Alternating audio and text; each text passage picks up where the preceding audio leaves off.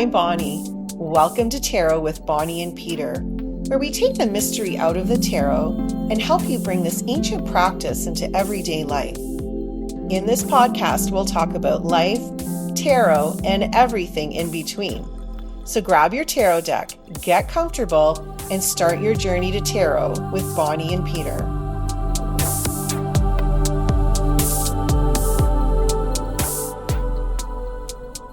Welcome to Tarot with Bonnie and Peter.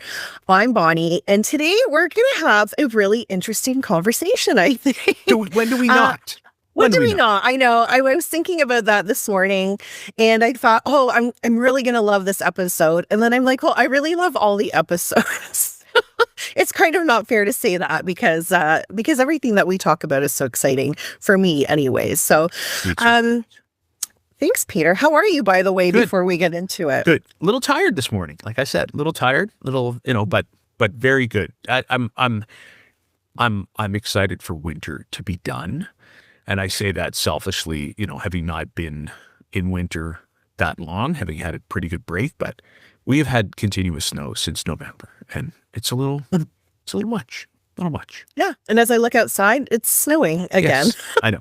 And it's funny because it doesn't on a day it won't show snow in the forecast. Correct. And then it snows, and then you look at the forecast and then it's like 3 hours of snow. I'm like, well, where was this an hour ago? So it's been a very interesting winter for sure. I know. And I don't know whether or not because Groundhog Day is just passed. I don't know whether or not, Frostwart and Willie has, saw their shadow, but it's like, yeah, I know. I didn't hear it. Well, I don't really listen to the news. No, I'm the same, trying to avoid. Of course, I wouldn't hear anything because I'm not really plugged in that way. But okay, anyways, so you ready for today's? I am. You're ready for today's episode. So we thought it would be interesting to talk about cards in the sense of when we're doing readings. Are we searching for the meaning of that card, or are we allowing the message to actually come through? And I think that there is a difference with that. And we're going to talk about that today. But quite often, I think what a lot of people struggle with, especially if they're starting out learning the tarot, because there are 78 cards, when they pull a card, it's like they go right to the structured mind and try to remember, what does this card actually mean? But if we sort of step back a little bit, can you just actually see what's happening in the image of the card and allow that to speak to you? So that is very loaded, and there's a lot of layers involved in that. But we're sort of going to go there today in terms of really not letting your mind get in the way of your reading. I guess that's what I really want to talk about. And this isn't about not understanding the structure of tarot or not learning keywords or the meanings of the cards, but not letting that define what you see, what comes up in a card, or not letting that prevent you from actually starting to learn the tarot. Because the more that you use it, the more of a relationship you're going to develop with it. And it's going to keep evolving over time if you're open to that. If you just remember a few keywords, and every time you read tarot, you just, rhyme off the keywords that you know about that card, those meanings those readings are not going to be very meaningful in the long term. So that's what we're going to start with today. We're going to see where this discussion goes, and then we'll give you a few examples of what, that might look like. The other thing that I wanted to touch on a little bit too is that sometimes when we use the same deck over and over again, which is fine. There's nothing wrong with that. And everything that we're talking about, this is just open for discussion. This isn't black or white. Sometimes we can't really see beyond the meaning of what we see in that card because we're just so used to seeing that. It's kind of like driving a car and taking the same route to work every day. You sort of become you're just doing things automatically. You're not really thinking about what you have to do. You know exactly where you have to turn. But if you were to take a different route to work, you might see different things and notice different landscapes or just noticing different things because you're not taking the same route to work every day. That's kind of like what happens when we look at different decks, or we look at the interpretation of what that deck creator made that particular card to look like. Everything is about perspective. So sometimes when we grab a different deck, or even just compare different cards, what is the actual message that you're getting from that card from two different decks? Because they could be two different messages. So, yeah, that's a lot. What do you think, Peter? What do I think of what of the many things that you just mentioned? No, look, I think, and I don't know why it is. Maybe because it's 78 cards, and that seems like an overwhelming number. But what really resonated with me when you spoke is the block that sometimes people who are new to the tarot have, and to learning it, because, and then they go right to the little book, or they go right to the internet, or they go right to keyword meanings, and that's as far as they go, instead of taking a look at the story that the card is trying to tell. And every card has a story. It has elements. And it's one of the reasons why I've always suggested to students, get a deck that has illustrated, an illustrated minor arcana, or illustrated pips anyways, because I find that it makes it that much easier to tell that story. Having said that, if you have something, like the Thoth deck, or like one of the decks I've brought with me today, the original One World, where it's more geometric in shape, or it's more abstract in design, you could also get meanings from that as well, from colors, from flow, from feelings. And it's the idea of never dismissing that, because I think anyways, and this is my theory, as people evolve in their practice, they're going to be exposed to the traditional meanings of the tarot. They're going to be exposed to conversations about somebody who says, that, the Six of Swords is, about journey by water, and it's, about moving from, chaos to smooth waters. But you're also then going to develop your own connections to that card, and you're going to add them, or they're going to flavor your reading. You're going to stop and you're going to receive messages. You're going to receive feelings. You're going to sense things through your intuition about what the card means in that moment, in the moment that you're reading, whether it's for yourself or for someone else. So, and don't dismiss that. That's, I find it hard too, working with the tarot for so long. Sometimes you don't know whether or not the meaning, like what came first. It's like, oh, I always attribute that card to this particular range of meanings, but did I read that somewhere, or did that come from practice, or did it kind of come from a little bit of both? And I think that's how you develop your familiarity, and I think that's how your practice grows with the tarot, is by being open to receiving what the cards are trying to tell you. I don't know. Did that make absolutely. sense? I love that. Yeah, for sure. And I love your example of the Six of Swords, because what you were talking about, I think the same thing. And right in my mind, when you were like travel by water, I like a cruise. I remember one time I was doing a reading for somebody, and the Six of Swords came up. I'm like, maybe you're going to go on a cruise. And she was like, oh my gosh, I've been talking about going on a cruise. So again, cruise is not part of that card. Right. It's not in a traditional meaning anywhere in a book that says you're going to go on a cruise if you see the Six of Swords. But what we're really trying to relay here is, don't dismiss the information that you're receiving when you see these cards, right? I think the whole point of tarot is to really expand your intuition and to really start trusting your inner voice. And if you're drawn to tarot, or you're drawn to cards in general, it's just like a pictures and symbols to spark that intuitive insight that you already have within you. So I just think it's such a wonderful tool that we can use to really help us hear what our body is actually saying to us, as opposed to trying to overanalyze things from the mind, or from I have to know what the key meaning of that card is, or else I can't interpret this card, right? Or you draw a blank, or it's like, this card has no significance on what the question is that this person asked me, and I don't even know how to read it. So really giving yourself permission to see a broader perspective and to notice what comes through. I remember I did a reading for somebody once a long time ago, and there was like a fox or an animal in the card, and she pointed to me and she said, "What does that mean?" And then I looked at her and I said, "Well, I don't know." I said, "What does that mean for you?" And she said, "I think that's my mother." So that's what that meant for her, and that message was so true for her. If I said, "Oh, the fox means uh I don't know, deception or being really sneaky," that's going to give her a very different perspective. But for me, it was like that fox didn't have any meaning for me in that moment, but it had meaning for her. So this is kind of what we want to do today, is to let you know, like, don't be sort of caged in by what you think that card has to mean. It is important to understand the structure. Like, if you want to call yourself a tarot reader and say, "I read tarot," I think it's important to understand the structure, to understand the suits. But again, don't let that hinder you from what you're actually seeing in the image of that card.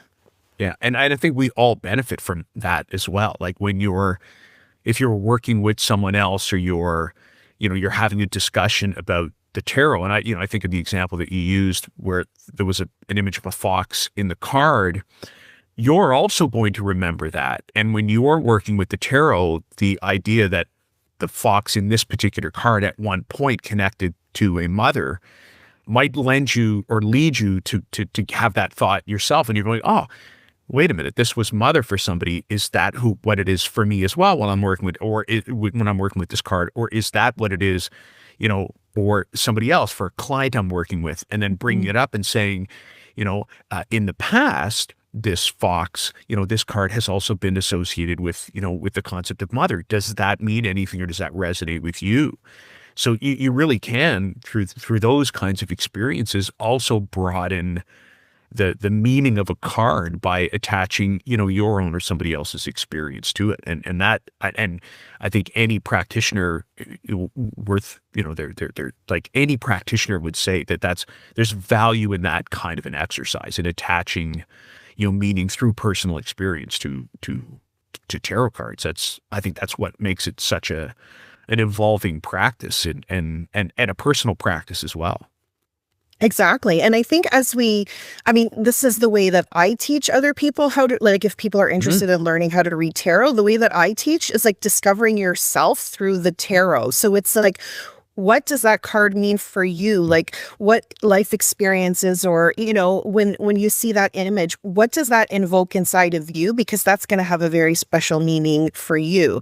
So yeah, absolutely. And yes, so another for people example, who want to do that, learn with Bonnie, breathewithbonnie.com, or, tarotwithbonniepeter.com, because you do one-on-one mentoring as well for people in that line. I think you have a six lesson. You have a package that you've put together as well, right? For people who want to learn a little bit about the tarot. So, not to do not to do a shameless plug, but, for people who are listening, oh my goodness, how she's describing that really resonates with me, then head off and sign up for that, because that's, that is like your authentic approach to the tarot kind of works that way. So that might also support other people. Sorry, I didn't mean to jump in and do an infomercial, but. Oh, thanks, Peter. You're so sweet. And not to undermine, you also do mentoring with people as well, and how to learn the tarot. So, everybody has their own way of but yeah, Peter does a phenomenal job about teaching the tarot as well. It would be more focused, but all I'm saying was that, around that connected sense of personal self. And I do, include some of that, but my focus is always about understanding. I try to simplify the methodology of understanding the 78 cards, because I think if you sit there and memorize 78 cards is ridiculous. So I take a systemic approach to it to make it a little bit easier.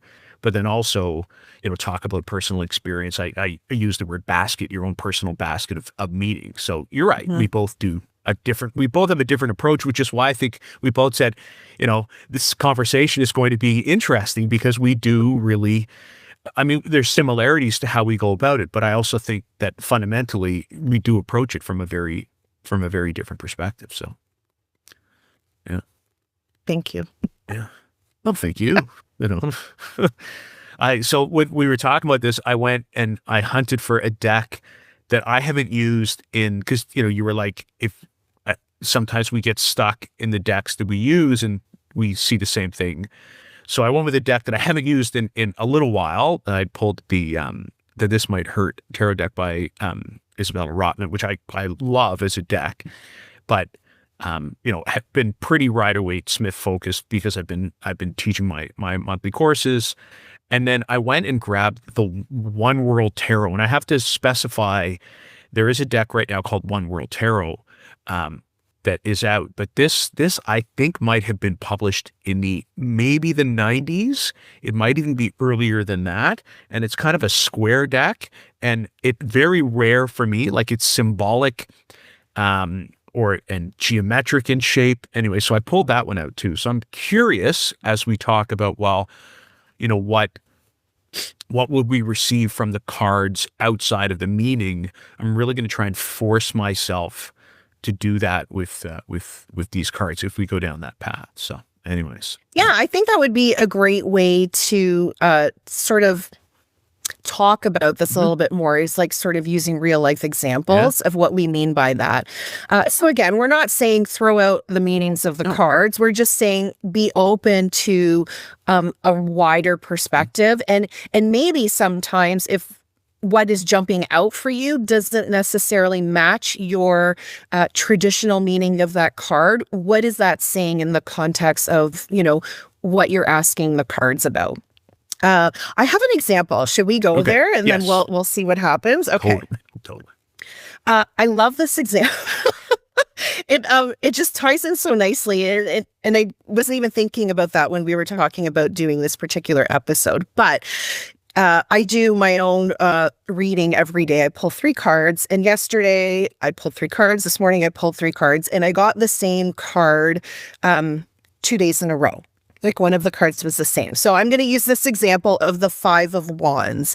So I recently got the deck Bone Stone and Earth Flush Tarot by Avalon Cameron and Anna Turian, which I love Anna. Well, I love this deck, but I have Anna's deck, which is Tarot of the Abyss. So she's the same. Oh, okay. Illustrator. So this deck, I'm obsessed. It's amazing. So the 5 of Wands. So if you're watching on YouTube, you can see this card, and I'll explain it if you're listening. So in the 5 of Wands, we have 2 females who are pulling like an arrow in a bow and arrow, and they're obviously going to be trying to hit a target. So when I saw this card, right, like if we think of the traditional meaning of the 5 of Wands, and then I don't want to confuse everybody. I'm going to pull the Rider-Waite-Smith version of this card. So the 5 of Wands and the Rider-Smith. How come I can't talk today? RWS. There you go.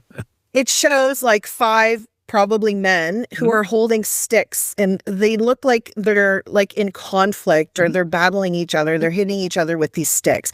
So the traditional meaning of this card is like conflict, competition, challenge, right? Like it sort of can sometimes have that negative energy of like, oh, there's some type of conflict or challenge that is coming up in this card.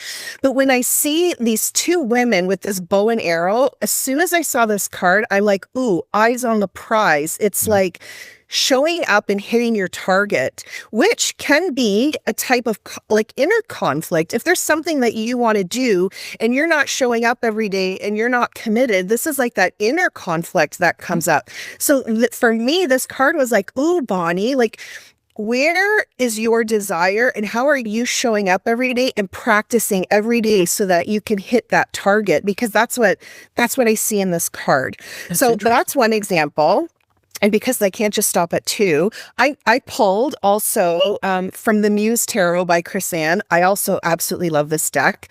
Her version of the Five of Wands is called the Five of Inspiration. And it has five different women wearing white. And there's sort of these mirrors all around the women. And when I see this card for me, it's like comparing myself to other people. So again, the message of the Five of Wands, if we just think about the traditional meaning of like conflict and competition and challenge, this for me is like, ooh, how am I comparing myself to other people? Like when I look in the mirror, who's really looking back at me? Or am I always looking at what other people are doing? And oh, maybe I'm not good enough. Like one of the women in this card is sort of looking down in a pool of water, which is like a mirror. So it's like giving me that emotion of like, ooh, like, what am I really looking at? Who do I see when I look in the mirror? So that's sort of what I wanted to talk about today, and to show you that like different decks can really give you a different perspective of maybe the traditional meaning of that card, but it could even be something deeper. And it could like just be like, ah, like as soon as I saw those women holding the bow and arrow, I'm like, ooh, eyes on the prize. I've never thought of eyes on the prize. Yep. From a Five of Wands card before, but that resonated so deeply with me and where I am right now in my life. So that was a very long example.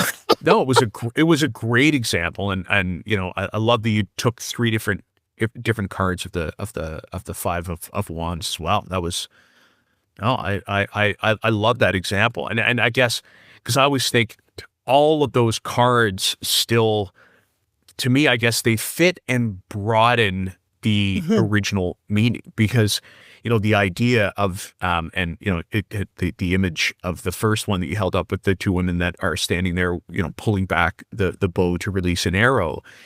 I was drawn to the people that were in the background as well, who looked like they were waiting their turn to do the same thing.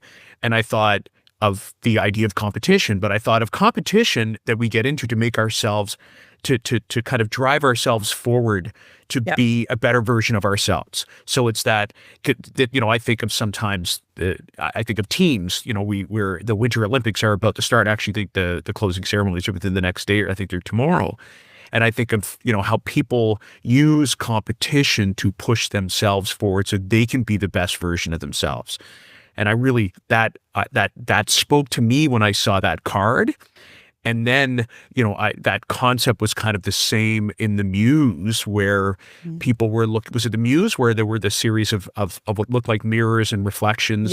Yeah, looked like there was the one woman who was holding up a mirror. At least that's what I can see through this image. Like the little box that looks like it's in a dark frame. Yeah, it's actually hanging from a string from like up above, okay. But it looks like she's holding it.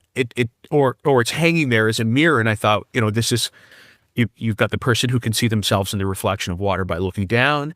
You have the person who can look straight ahead. They can see themselves in the reflection of the mirror as well.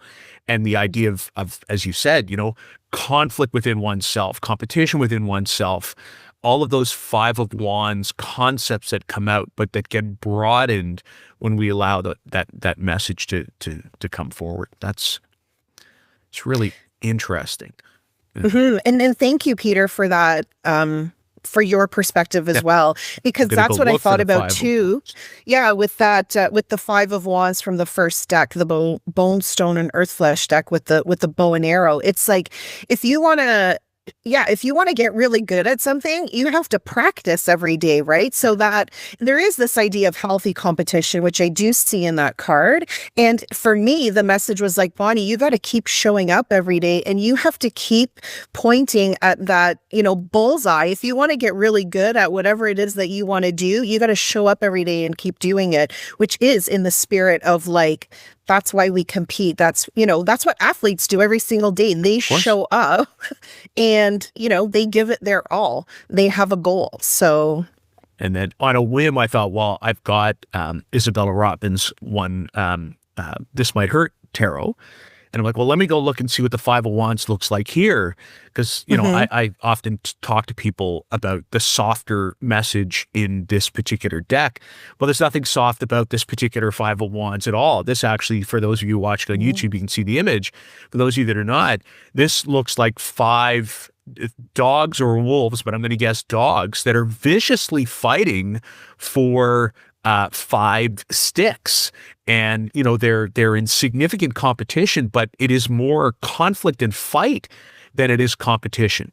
That, it's like, you have something that I want and I'm going to come and get it. Or, and you could be the receiver, you could be the giver, like you could be the person who is having something taken or something, or be the person who is trying to take something.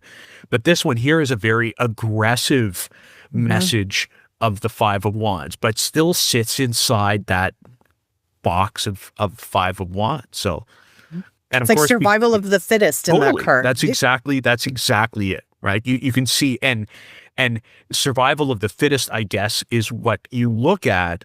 But the stage that this is at is, well, who's going to win this competition?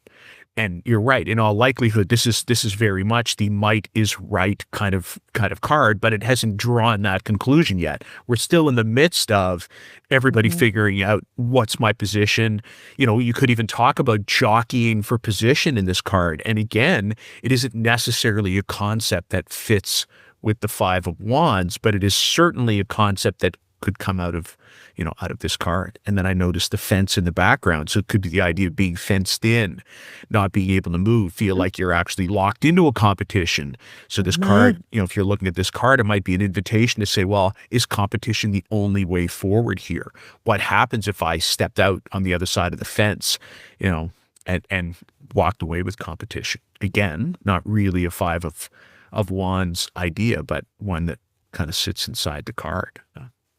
Yeah, I love that, right? Like, just by you pointing out the fact that there's a fence there, like, how am I caged in? How am I stuck in this conflict, right? Like, there's so much that you can get based on the imaging of that card. So when we really allow the embodiment of what's happening in the card, how is my body speaking to me? What do I feel when I see this card, as opposed to going straight to the ooh, what's the meaning? What is the, picturing the book in your head and being like, what's the keyword for this card? And how do I interpret it in this meaning, or in this situation? So. Yeah. And the narrative, because a lot of the key words, both you and I mentioned, they came out of the story, but also other things came out as well that, you were open to talk about, whether it was self-reflection, all kinds of stuff. So it is a great way. So I hope that as people, kind of listen to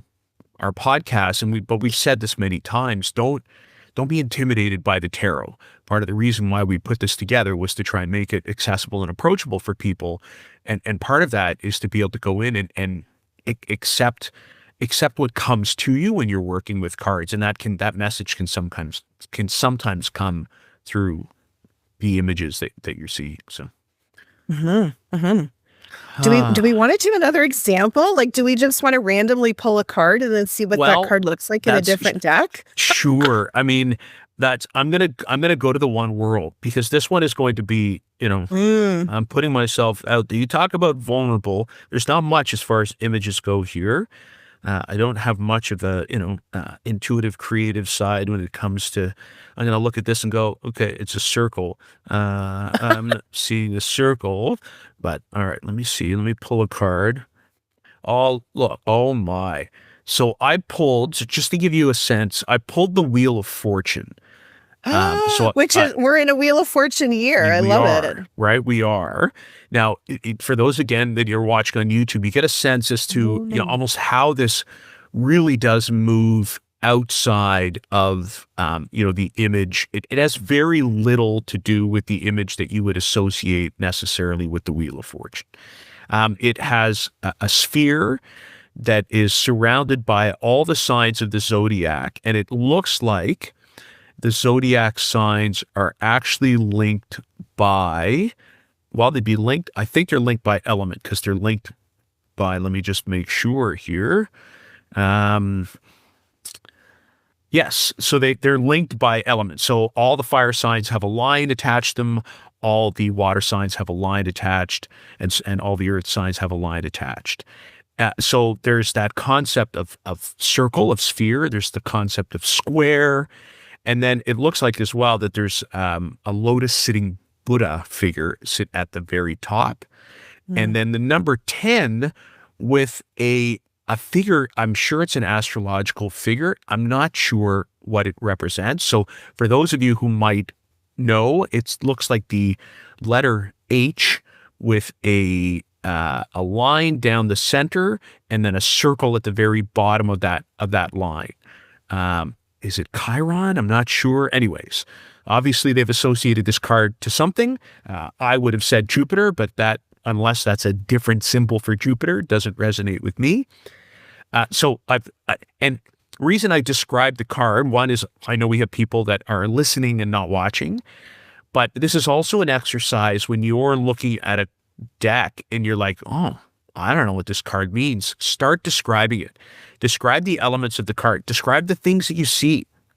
So I've talked about sphere. I've talked about, kind of a square. So to me, I think, okay, there's an element of combination in here. If I'm thinking of, the word, the Wheel of Fortune, I think of the shape of a square. I think that it's both the shape of a diamond, shape of a sphere. There's a completeness to this. There has, it's got some round edges. It's got some square edges. There's blue in here, so if I'm looking at this, I'm thinking there's an element of completeness to this. There's an element of cycle because I'm thinking of Wheel of Fortune. I think completeness because all the signs of the zodiac are there too. So I'm like, okay, well, that represents a whole year. It represents time. It's all of those kinds of things. So if I was looking at this, it might be, I'd get that message. Well, whatever it is you're talking about takes time to come forward. There might be opportunities that where things go smoothly, like a sphere, and there might be opportunities where things are a little more, a little rougher or challenging, like the 90-degree angle of a square. So those and nothing, like I said, there's no image other than geometry and a little bit of symbolism here, but trying to gain messages from that. And I'm trying to do that as an exercise without going anywhere near the meaning of the Wheel of Fortune, which I know extremely well, right? So that's putting myself on the spot. So the idea of completeness, the idea of wholeness, the idea of a cycle with the zodiac signs, the idea of some things being relatively easy with the smooth edges of a sphere, some things being a little bit more challenging, with the angles of a square. I don't know. Bonnie, what do you think of my rambling, symbolic interpretation of the one world Wheel of Fortune? No, I love that. I think it's phenomenal. I'm gonna go hunt for it when you're giving me your insights, and then hunt for it in the other deck, and hopefully don't have to. I know. I was gonna see if I could look for it too in another deck. I love the idea that you come back to wholeness, because I usually see that in the world, but it is also about the Wheel of Fortune. And what I love about that, I've never seen that card before in that, the way that was interpreted. Deck, actually. So yeah, but there's the person in, that meditative position on the top of the card, and then there's that, the circle underneath. And when I teach meditation, the particular style I teach is Yoga Nidra. It is about coming back to wholeness. And where do we find that? We find that within the self. Right. And in the Wheel of Fortune, in a lot of ways that I've seen it interpreted, is like, yeah, the wheel keeps turning, right? Mm-hmm. But there's a center point of the wheel, and that center point never changes. Mm-hmm. So when we come back to that place, we can deal with what's coming.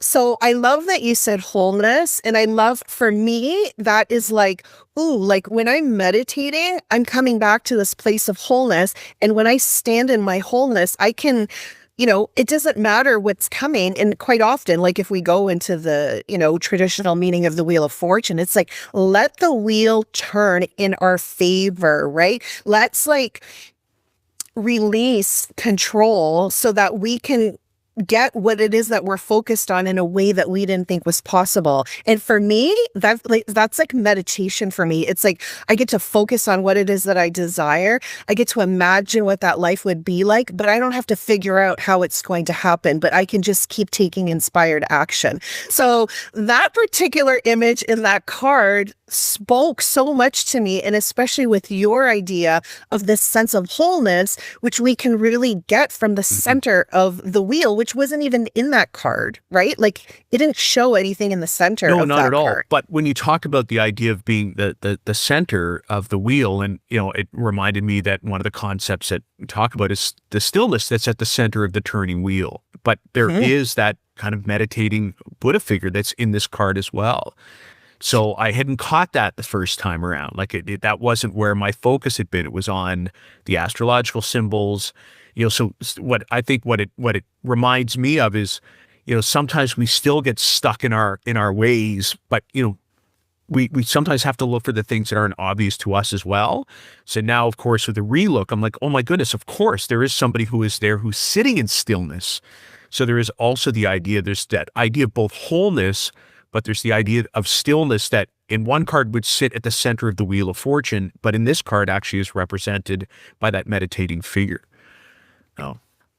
But the other thing is that you see the astrological symbols in that card, right, because that's you understand that's really like that just gives you another perspective. And I think you have this beautiful edge, if you will call it, right? Like this other way of seeing the cards, which I don't, because I'm not, very astrologically in tune.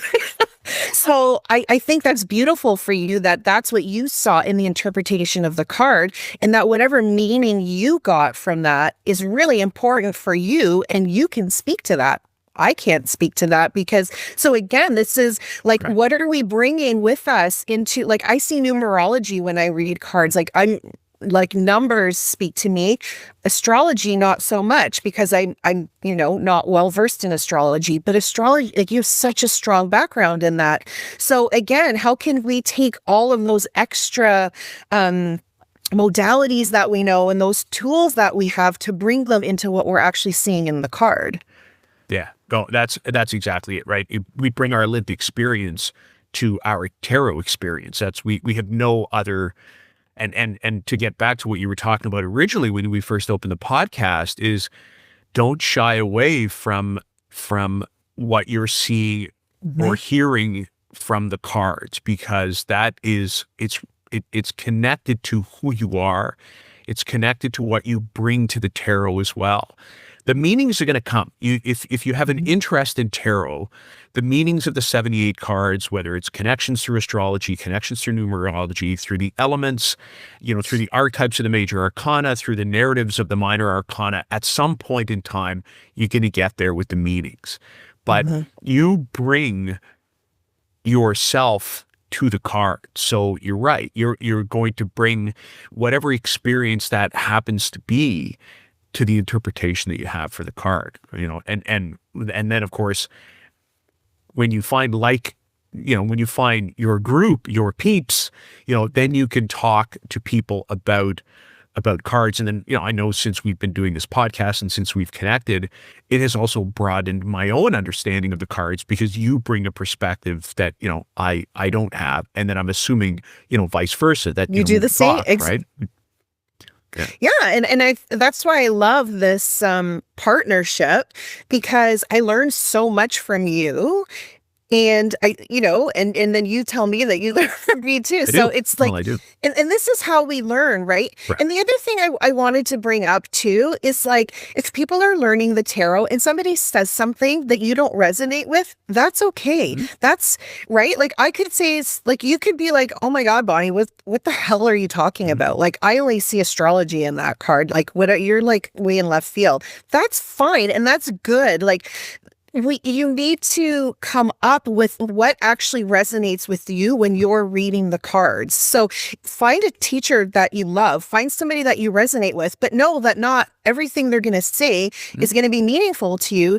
And saying everything that you read in a book or every image on a card, you're not going to like. There's decks that I have, and there's cards that I really dislike in the deck, but I'm not going to not use that deck because I don't like one or two cards. That's the creator's interpretation or their meaning. And then that, again, just strengthens your own interpretation for that card.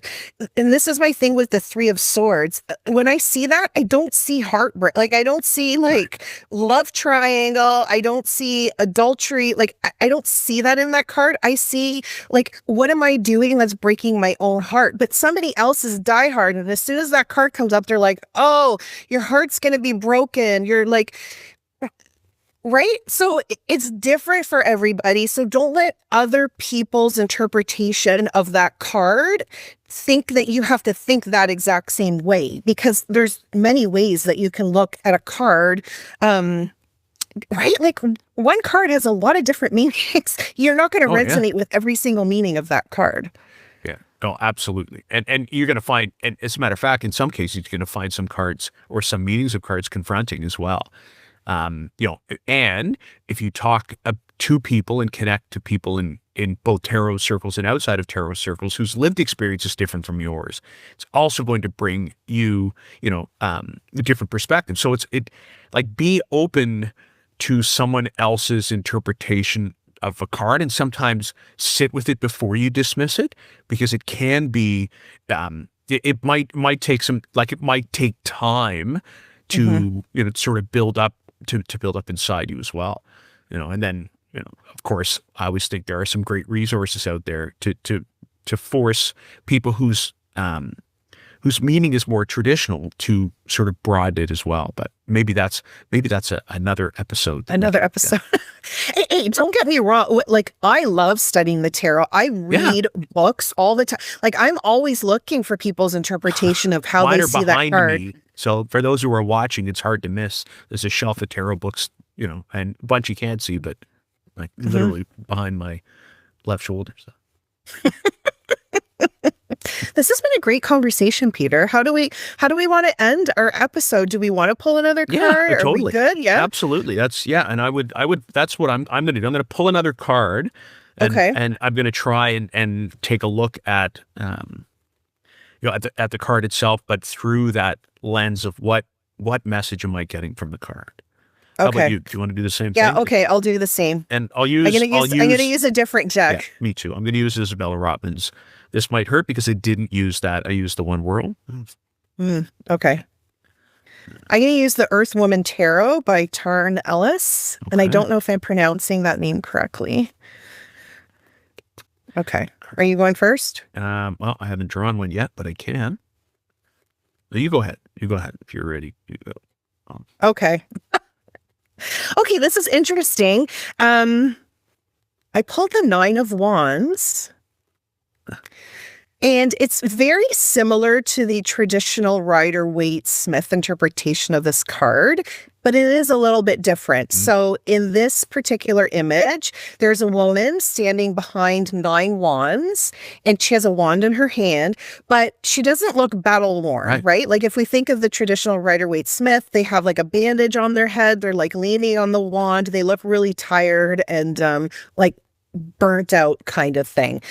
In this card, she actually looks quite lovely. She doesn't look like she's tired. It's more of the perspective in this card is sort of more hopeful than it is the opposite of that, I guess you would say. But what I still get from this card is perseverance, right? I see that because these 9 wands are in front of her, it is like this idea of coming up to something and being like, ooh, there's something in front of me and I still need to persevere to move forward. So I don't think she's guarding the wands, but I think it shows almost like something that there's still something that she has to do to get to the other side. And when I see that 9 of wands, for me, and when I do readings for other people, I'm like, don't give up. This isn't the time to give up. There may still feel like an obstacle. And sometimes if you do see in this card that someone feels tired or like they're beat up, this isn't the time to stop. This is the time to like, I'm almost there, keep going. So in this sense, it's almost like a hope, like As opposed to like, oh my God, I'm so tired. When is this going to end? This is like, oh my God, I'm almost there. I'm almost at the finish line. It's like these wands are like the finish line that she just has to cross. And yeah, so this is a similar interpretation, but the person looks different, which can kind of bring a little bit of a different energy to that card. What would you say, Peter? Well, only based on, because I can see the card and only see it from you holding it up. It looks like she's looking over her shoulder back towards the card. Yes. So to me, I got that message, all the things that you said, but also the you ain't seen nothing yet kind of idea. It's like, it's almost checking behind and say, you know, I'm not quite done. Yeah. I've got a task that I'm going to complete. Yeah. Just watch what I'm going to accomplish. Watch me. I love that. See? Watch what I'm going to accomplish here.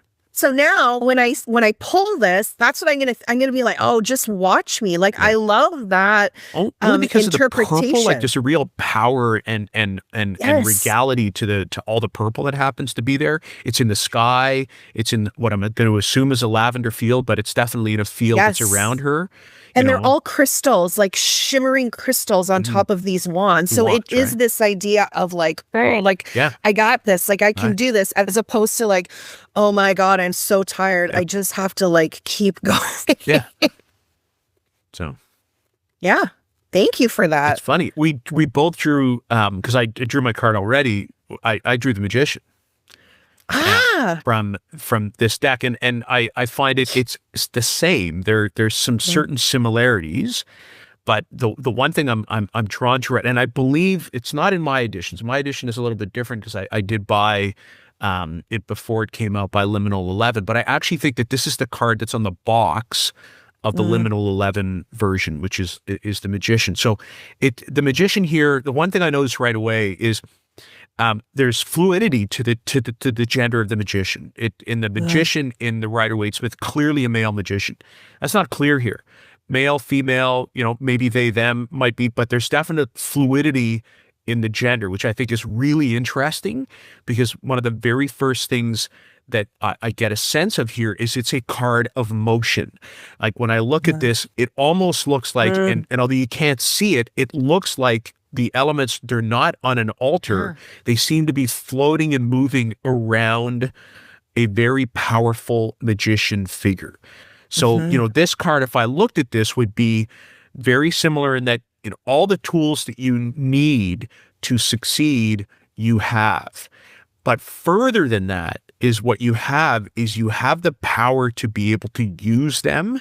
You just need to do that, which again is I think there's a little more power in this card than there might be, or a little more obvious power than there might be in the traditional Rider-Waite-Smith. There's still that concept of the magician being a conduit between, you know, what is up and what is down, kind of drawing from the power of the universe and the power of the earth, because this magician is holding a candle as opposed to a wand in their hand, and it's just their finger that's pointing down to the ground, right? So they're kind of drawing the energy up, that grounded energy from the earth. They're drawing that energy, that fire energy from the sky. They're using, you know, all the elements that are around them. So I don't know, like if I was to look at this card, this would be a message to someone that says, you know, whatever your question happens to be, you know, it's one of those resounding yes, recognizing that you have all kinds of untapped potential, that, you know, the power, the tools that you need, the power you need to draw on, whether it's from above or from below, the tools you need to draw on, whether they're water, they're earth, they're fire, or air, you have them, you have access to them. You just have to learn, you know, how to use them. Because at this point, you know, in this card again, I keep holding it up. The four tools they're not touching the magician. The magician doesn't have access to them yet, but they're there, just ready to be used, ready for the taking. I don't know. What do you think of that? Yeah, I love that. I again, like the perspective of that is very interesting. And I just have to point out, Peter, that's so funny. You pulled the Wheel of Fortune, and now you pulled a magician. And this year we're in a Wheel of Fortune and magician year. That's a good point, actually. So if you haven't listened yet, go back and listen to our first episode of 2026, because we talk about the Wheel of Fortune and the magician.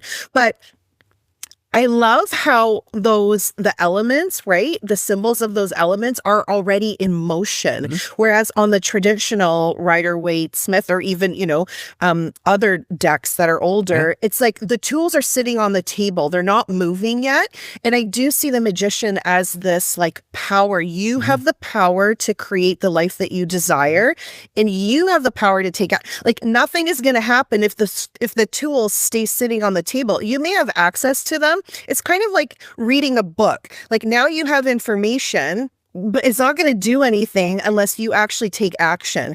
So that magician card, they're taking action, right? I love the fact that they're holding a candle like to the top, because it's almost like that divine inspiration, that like spark, that fire, and they're channeling that energy in and like bringing, like you can see it as bringing the energy from the earth up and also bringing the energy from above down, so that can manifest into this physical reality that we're in. And those tools are there. They're already spinning in the air. It also has this magical element to it. It's like, how can I bring more magic into these desires, right? And what does magic mean for you? Is that visualization? Is that meditation? Is that taking action? Is that like words? I've heard, I forget who said this, and I've heard this several times, but words are like spells, right? What we say is like a spell, and that's what comes back to us. So I really see the energy in that magician card, and it's so cool. I don't know that I've seen a card where the elements are actually in the air, as opposed to like sitting on top of a surface. And as soon as you said that, my little drum machine in my head started going, the little Phil Collins in the air tonight. I was also thinking too, there's no altar here. So the idea of the world is your altar, that, the space in which you work magic can be anywhere, that it's not limited to a tabletop or to a particular space, that magic can happen anywhere and at any time. Because again, you're the magician. That's the card that you just drew. And you talk about a candle, and I thought, well, because then this card could be pointing up to what would be the sun. And then I thought, well, hold on a second. What is the third card in that magician, Wheel of Fortune, sun, right? That there's the family of cards, because this card, the sun card, reduces to the Wheel of Fortune, which then reduces down to the magician. So we have all those links to all those cards today. Oh, I tell you, we went deep and philosophical today, but also accessible and practical, which is, what we're trying to do. It was a great conversation. Yeah, this was fun. They're always, as they all are, fun, Peter. Fun for us. Yeah, it's fun for us. Yeah, So. And if it was fun for you, if you have any questions or comments about the cards we drew, if you try some of these exercises where you're looking at receiving the message as opposed to being, as Bonnie mentioned, being focused on the meaning, being open to the message, and you want to share that, please by all means do that in the comments, whatever platform that you're watching on. If you have any general questions or comments or guidance for us, about future episodes, please share that. If you have positive feedback to provide, if you love in the podcast, share, like, subscribe, review, all of the wonderful things that you can do as well to keep us going. We love doing this. We do it because we love doing it. We hope that you do as well. And if you do, then we would love to hear the love, coming from you. So, share the love. Share the love. There you go. Share the love. Exactly. Thanks so much, Peter. Do you want to let people know where they can find you, what you've got going on? Sure. You can always find me at tarotwithbonnieandpeter.com through the links there. You can find me at my website at peterwhitetarot.com.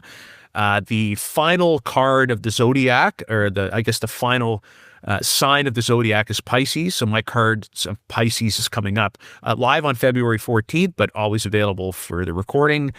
If you're interested in that connection between the astrology and the cards of the tarot, if you're looking for a unique way to learn about the cards, then give those webinars a try. Like I said, you could either attend live or you can listen to the recording afterwards. Those are the big things that I've got going on now. What about you, Bonnie? Where can people find you, and what have you got going on?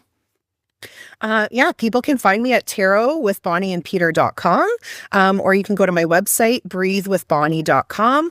I'm starting a new series that I'm really excited about. Not new to me, but new to something that I'm going to be offering weekly. It's going to be weekly Yoga Nidra classes. So if you don't know what Yoga Nidra is, it's basically a guided meditation. And I think that actually goes really nicely with what we were talking about today. If you want to get out of your head and sort of connect more into your body, more to this place of wholeness, it's just a wonderful hour of rest, coming home to yourself. And I'm going to be tying in the messages of tarot cards in with the journey that we go on in Yoga Nidra.